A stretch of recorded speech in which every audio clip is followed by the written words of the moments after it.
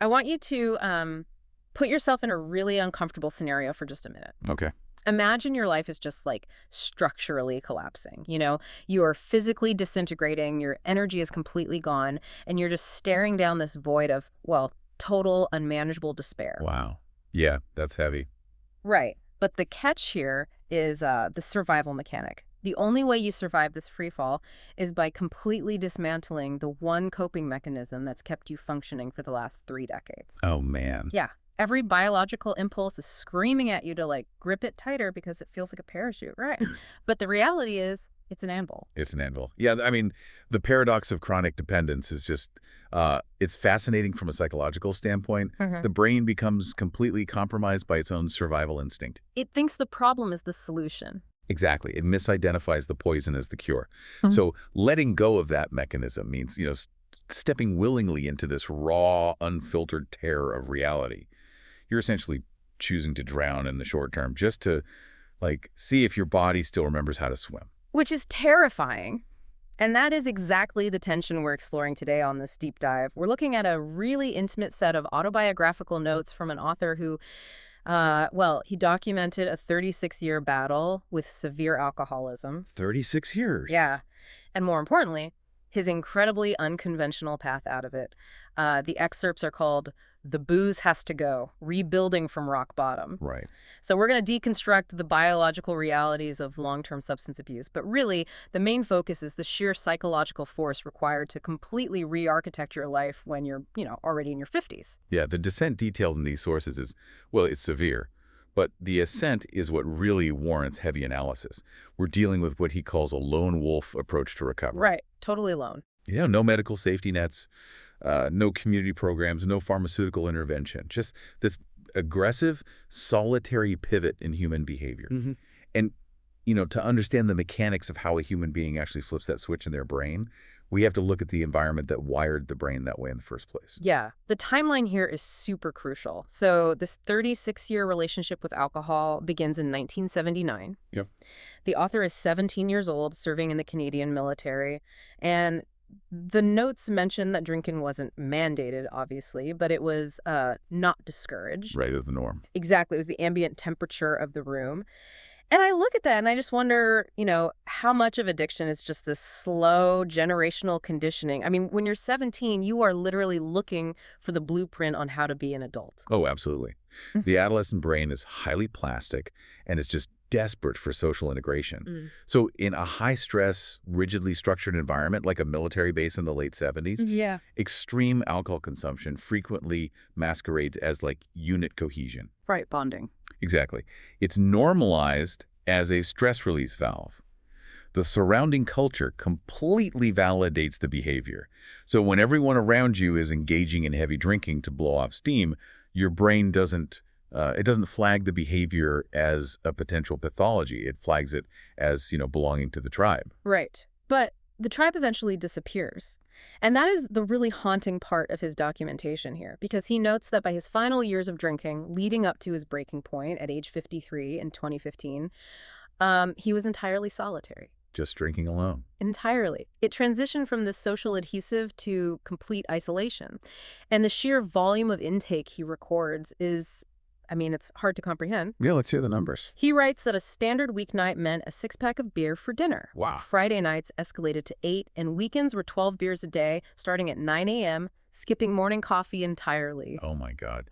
Let's analyze the biological load of those numbers for a second. Yeah, please. That is over 4 dozen beers a week. And the author specifically clarifies this is Canadian beer, starting at 5.5% alcohol by volume, with some variations hitting 10%. That's intense. It is an enormous, unrelenting influx of a heavy central nervous system depressant. So help me understand the physiology there. When we say central nervous system depressant, what is actually happening to the biological machinery when it's subjected to that volume for, decades? Right. So alcohol physically alters the way your neurons communicate. It enhances the effects of a neurotransmitter called GABA, which it slows down brain activity. Okay. And at the same time, it inhibits glutamate, which is responsible for excitability. Yeah. So your brain is essentially being chemically smothered. Suffocated almost. Exactly. But the human body is this incredible adaptation machine, right? Yeah. To keep you from slipping into a coma, the brain starts upregulating its excitatory pathways. Yeah, wow. Yeah, it starts producing more stress hormones, more adrenaline, just to maintain a baseline level of consciousness against this massive flood of the depressant. So the body is constantly fighting the chemical you're pouring into it, which kind of explains the velocity of his drinking. Like, he talks about leaving work, grabbing empties, going to the beer store, and downing the first 2 beers in 20 minutes flat. 20 minutes. Yeah, and he explicitly notes he wasn't even tasting them. The goal was purely chemical alteration, waiting for the 3rd beer to finally kick in. He's essentially trying to overwhelm his own body's defense mechanisms. Precisely. He is forcing his brain's chemistry to tilt. And the author frequently uses the term functioning alcoholic to describe his decades in this state. Right, because he kept his job. Exactly, because he maintained a job and this, superficial existence in society. But the sources point out a stark biological reality that just shatters that term entirely. Yeah. Because it takes the human liver roughly 2 to 3 days to completely metabolize and purge alcohol from the system. Wait, 2 to 3 days? So if he's drinking a 6-pack every single night and a dozen a day on the weekends... His system never actually clears. He was technically never sober.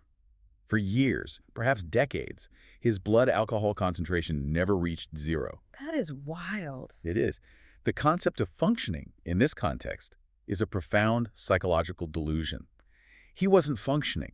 His body was merely compensating for chronic, uninterrupted poisoning. Every single cell in his body was operating in a state of constant toxicity. And the physical toll completely aligns with that. I mean, the notes describe this brutal reality behind the foggy memories of being a, one-man party. Yeah. He experienced constant blackouts, passing out, falling down. His GI tract was essentially ruined. He mentions chronic diarrhea in urine that was perfectly clear. And, I always thought clear urine was a sign of great hydration, but... Not in this case, no. In chronic severe alcoholism, clear urine is frequently a sign that the kidneys have, they've lost their ability to concentrate urine or effectively filter toxins. Oh, geez. Yeah, body's just dumping fluids rapidly. Combine that with the chronic gastrointestinal distress, and you're looking at an organism that can no longer extract nutrients. Which makes sense, because he notes his diet was almost non-existent. Like skipping breakfast, maybe a cheap $5 soup and sandwich for lunch, maybe a late-night burger. Yeah. He was replacing a necessary caloric intake and macronutrients with just the empty, toxic calories of alcohol.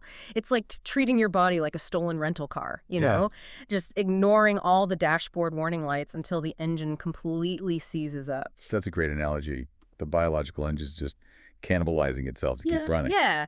And he describes this really visceral memory of sitting in a bathtub, the shower running over him, his head absolutely pounding, physically feeling his body falling apart inside. Yet, amidst all this chaos, he writes this incredibly profound line. He says, "When you start asking if you have a drinking problem, it's already too late." How does the human mind allow the body to sit in a shower, literally disintegrating, and still construct a reality where everything is fine? How does someone stay in denial for 36 years? Well, what's fascinating here is the sheer amount of cognitive dissonance it requires. Yeah. And that's facilitated by the way addiction hijacks the brain's reward and attachment centers. I mean, look at how the author personifies the alcohol in his notes. Yeah, it's really striking. He doesn't describe it as a liquid in a can. He calls it a mistress, a companion, a lover who always welcomed him with open arms. He literally writes, "She never said no. Always told me what I wanted to hear. She made it easy to forget too much pain and not remember." He's describing a deeply codependent emotional relationship, not a beverage choice. Exactly. Because the substance has completely replaced his natural emotional regulation system. When you rely on an external chemical to mediate your entire emotional experience, to soothe your anxiety, to mask your depression, to simulate joy, your brain will construct these elaborate, impenetrable blind spots to protect your access to that chemical. If acknowledging the failing liver and the ruined kidneys means losing the only emotional shield you have, your brain will simply refuse to see the physical damage. It perceives the loss of the alcohol as a greater threat to survival than the failure of the organs. It's like a hostage situation inside your own mind. You fall in love with the captor because the captor is the only one feeding you, even if they're feeding you poison. That's exactly it. But, you can only bend biological reality so far before it snaps. The machinery eventually gives out. And he describes finally hitting the wall one too many times. His life, his health, everything was collapsing. He was consumed by despair and had lost all hope. The physical and mental exhaustion just simply outpaced the brain's capacity for denial. The blind spots failed. And in that moment of total failure, something incredible happens. He picks up the phone and calls a helpline. Yeah. And he credits the person on the other end of that line with keeping him focused enough to physically walk to a hospital. But the moment he walks into the hospital waiting room, the adrenaline of that survival instinct just evaporates. He just crashes. Totally. He sits down in a chair and completely passes out. Security literally has to shake him awake so he can speak to the intake staff. I mean, I'm trying to picture the sheer vulnerability of that scenario. You're a grown man, entirely defeated, relying on a security guard to wake you up in a sterile waiting room because you just have nothing left in the tank. It is the complete and utter collapse of the ego. There's no more bravado, no more masking, no more pretending to be, functioning. Right. He is reduced to his most fundamental biological state, just an organism that cannot sustain itself. Sure. However, what occurs the following day, during his medical assessment, is arguably the fulcrum on which this entire deep dive balances. Okay, let's unpack this. Because the doctor gives him a diagnosis the next day, and it's not liver failure or kidney disease, though I'm sure those were severely compromised. Oh, absolutely. The doctor looks at him and says, clinical depression. And my immediate assumption would be that hearing you have clinical depression while sitting at rock bottom would be the absolute final blow, like a death sentence. Right. But for the author, it functions as this strange sort of lifeline. He actually says, okay, I can't get rid of depression. I can deal with that. Why does the diagnosis of clinical depression act as a lifeline rather than an anchor here? Think about the psychological burden he was carrying for 36 years.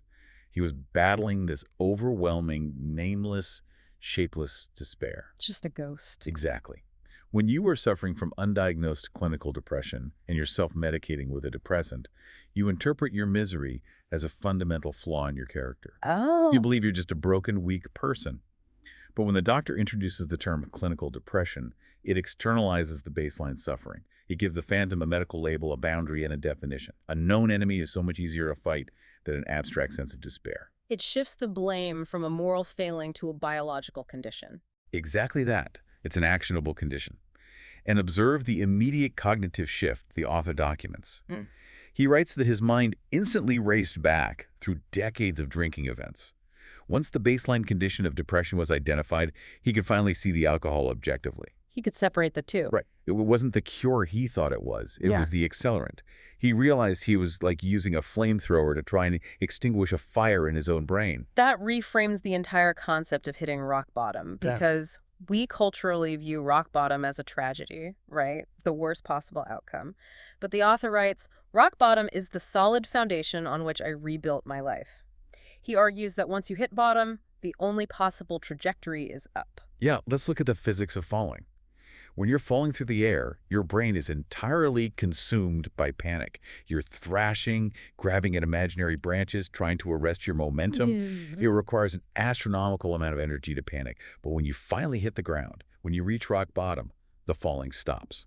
The kinetic terror is over. You might be broken and battered, but you're finally resting on something solid. Psychologically, hitting rock bottom eliminates the exhausting cognitive dissonance of maintaining the illusion that you're in control. The illusion shatters. You're left with pure, undeniable reality, and you can actually build on reality. So having isolated the depression as a manageable baseline and having the solid ground of rock bottom beneath him, his mind clears enough to make a definitive choice. And the timeline moves to January 2016. Okay. He's 53 years old. And he describes this moment of absolute piercing mental clarity where the fog finally lifted. He boils this entire turning point down to 5 words. The booze have to go. The crystallization of raw survival instinct. Yeah, and it sounds almost deceptively simple, right? The booze has to go. But the way he describes the mechanics of this mindset shift is intense. He doesn't say he decided to cut back. He uses, like, industrial language. He says the booze switch was turned off, disconnected, and dismantled. Yeah. Zero negotiation.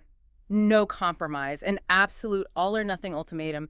He writes, this had to happen if I wanted to continue taking breaths on this earth. We really need to analyze the psychological architecture of what he's doing here, because this is the core of his transformation. Yeah, break it down. He is utilizing the immense power of eliminating choices. Think about the concept of cognitive load and decision fatigue. When individuals attempt to moderate a severe addiction, say, limiting themselves to weekends or only drinking at social events, Right. they're forcing their brain to make hundreds of micro-decisions a day. Is today a special occasion? Can I handle just one? Should I reward myself for a hard day? And every single one of those questions requires willpower to answer correctly. And willpower isn't an infinite well, it's a muscle that gets exhausted. I Exactly. mean, I notice this even with minor things like trying to spend less time on my phone. If I try to just use it less, I am constantly debating with myself all day about whether I'm allowed to check it. And by 8:00 p.m., I am exhausted and I just give in. That is precisely the mechanism. Moderation requires constant, active negotiation with your own desires. Absolute zero requires only one decision. Just one. Right. By dismantling the switch, as the author states, he permanently removed the debate from his cognitive load. The brain no longer has to weigh the pros and cons of a drink at 5:00 p.m.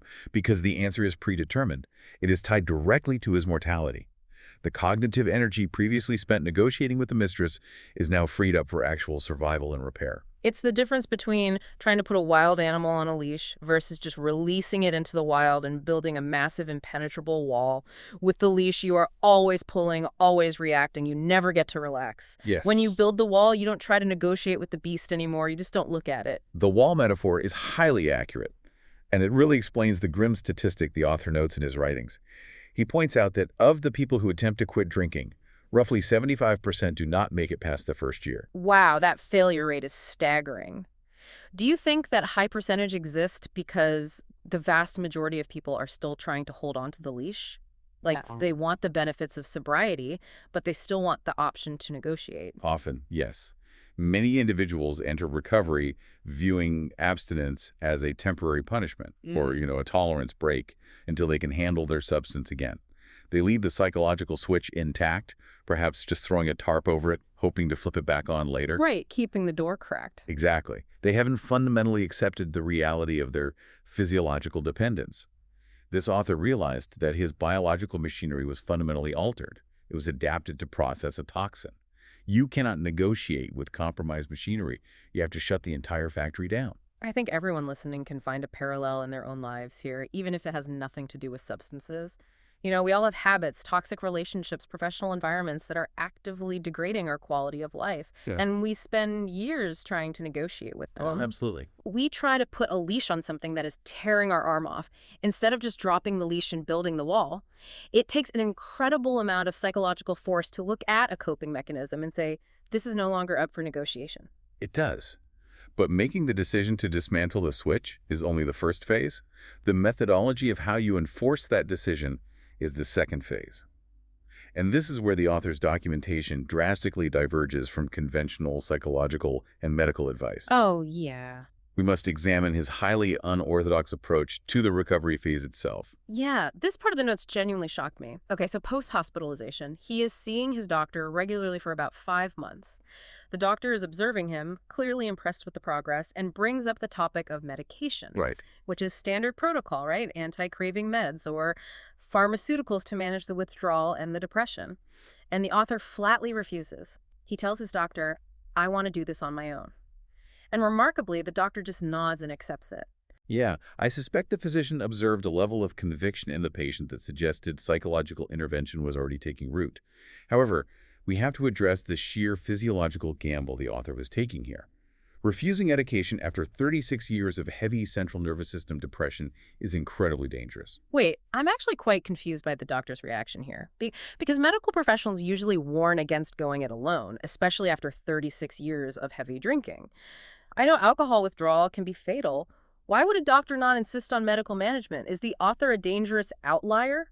This raises an important question. You're referring to delirium tremens, or the DTs.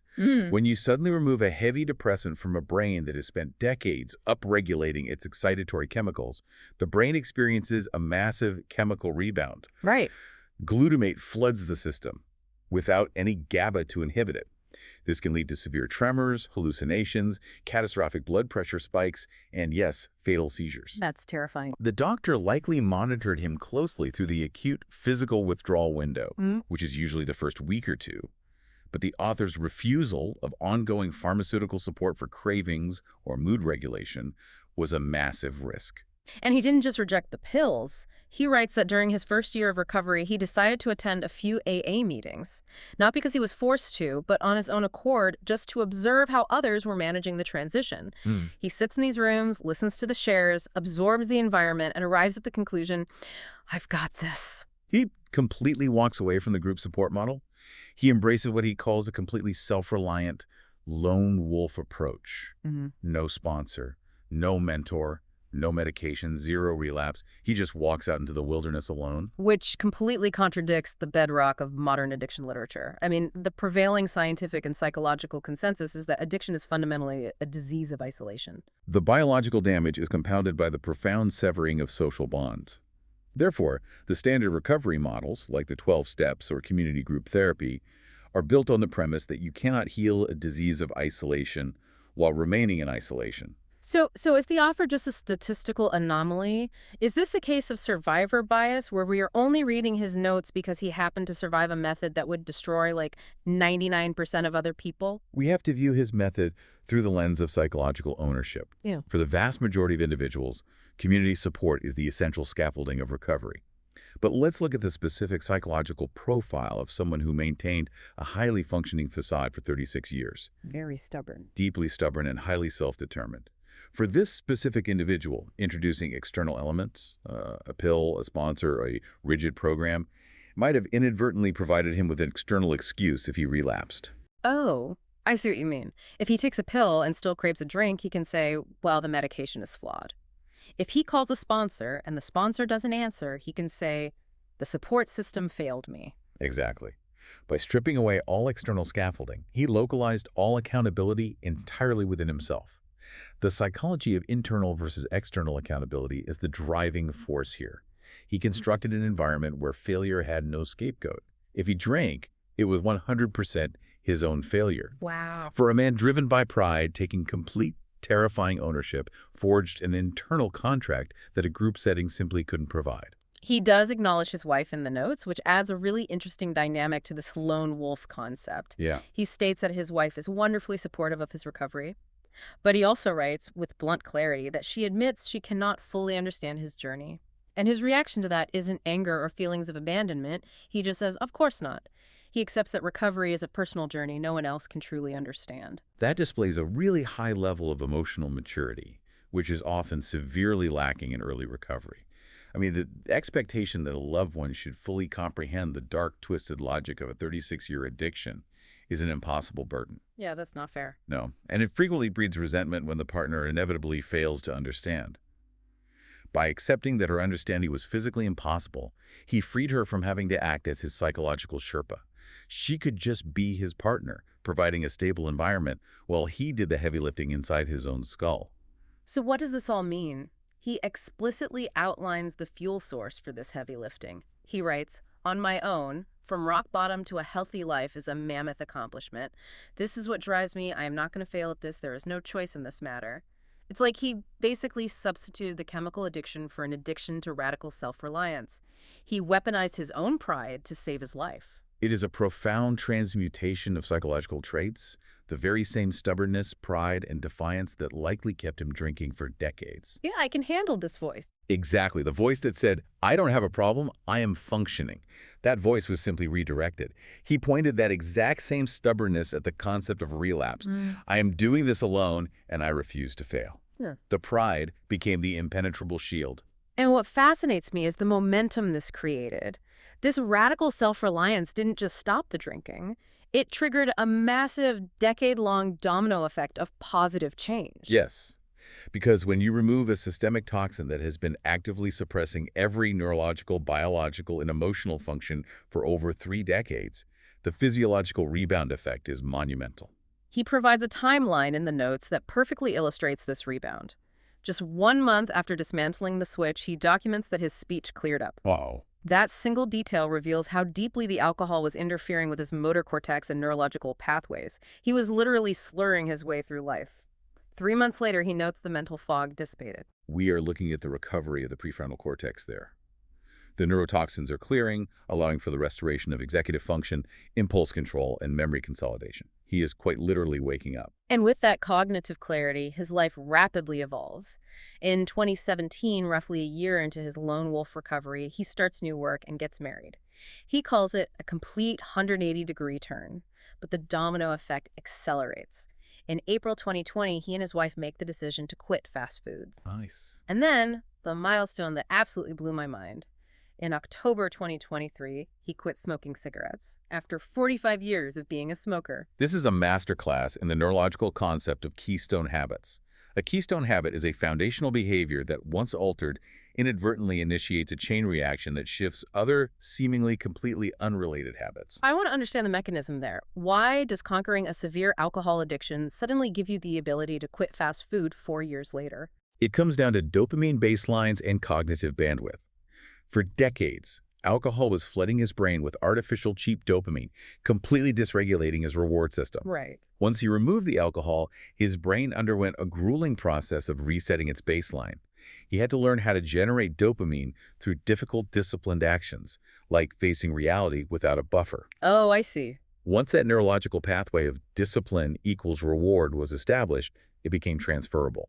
He suddenly possessed the psychological tools and the restored cognitive bandwidth to apply that same discipline to his diet and his nicotine addiction. Here's where it gets really interesting. It's like renovating a house, You fix the crumbling foundation first, the booze, and suddenly you realize you have the skills to fix the roof, which is smoking, and upgrade the kitchen, which is the diet. Yeah. The success in the hardest task breeds the competence for all the others. The structural metaphor is perfect. Furthermore, this timeline aggressively challenges our cultural assumptions regarding neuroplasticity and aging. Society frequently dictates that by the time you reach your 50s, your neural pathways are calcified. You are set in your ways. Right, you can't teach an old dog new tricks. Exactly. But this author hit rock bottom at 53. Over the next decade, he completely re-architected his biological machinery, his reward pathways, the social life, and his physical health. Which brings us to the present day in his documentation, 2026. He is 63 years old, celebrating 10 years in recovery. He shares an anecdote where his brothers thought he wouldn't even make it to 60. Yet, here he is. Strangers guess he's in his late 50s. His diet is healthy, his work days are physical, and he writes a line that carries immense emotional weight. He's making memories he can actually remember. That phrase encapsulates the ultimate reward of his entire ordeal. He reclaimed his presence. He is no longer chemically absent from his own existence. Now, while the author successfully navigated this as a lone wolf, he recognizes that his path isn't the only blueprint. This is where he turns to offer guidance to others standing at the bottom of the mountain, and his advice is remarkably grounded. He doesn't minimize the pain of the process, but he actively works to dismantle the intimidation factor that paralyzes so many people in early recovery. Right. If you're listening to this and you are staring down a massive project that paralyzes you, whether it's an addiction or just a huge overhaul in your life, listen to his framing. He writes, "Recovery takes as long as it takes."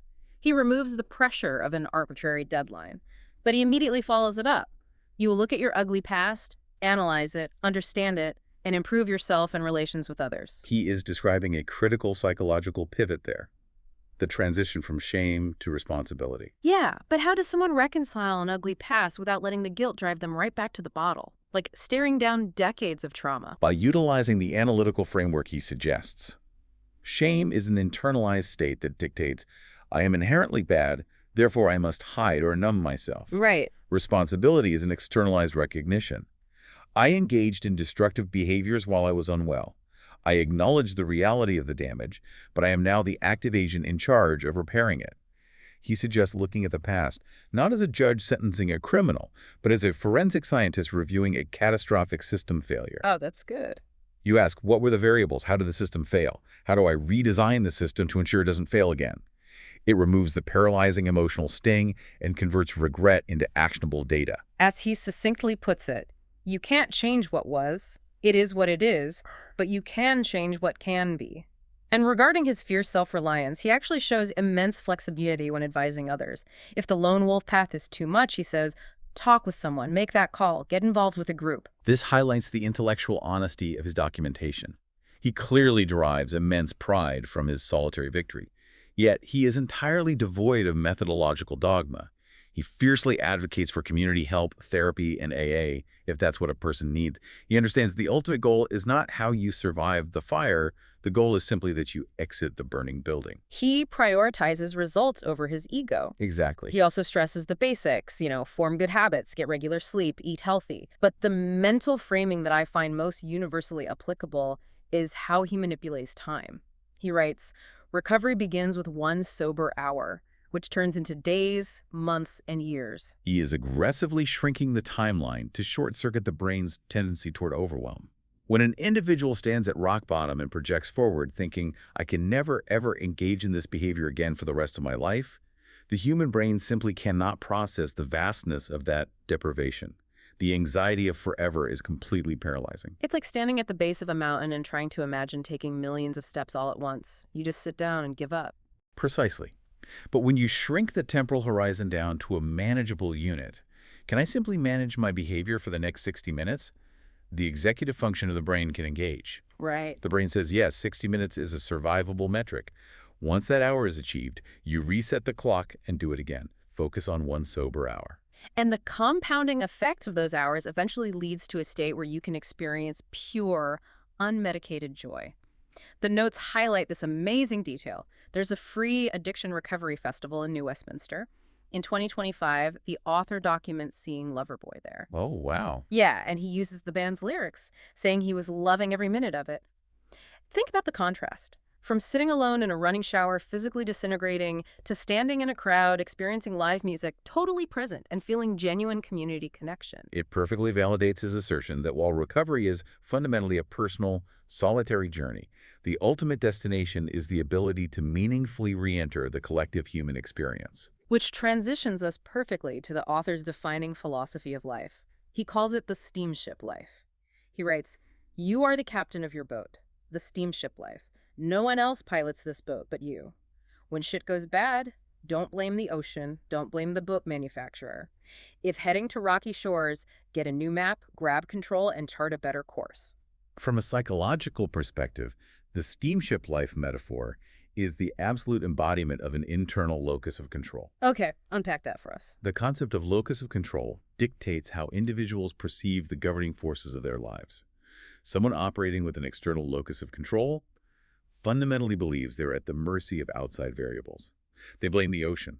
They blame the military drinking culture, their genetics, their clinical depression. They view themselves as passive passengers. And it's incredibly comforting to blame the ocean. Because if the storm is the ocean's fault, you are absolved of the responsibility of navigating it.